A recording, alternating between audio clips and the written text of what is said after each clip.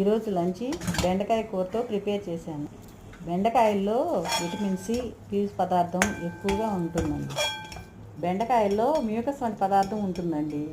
ఈ మ్యూకస్ వంటి పదార్థం వలన కడుపులో ఉన్న మంట తగ్గిస్తుంది. బెండకాయల్లో విటమిన్ సి పీచు పదార్థము చాలా ఎక్కువగా ఉంటుంది.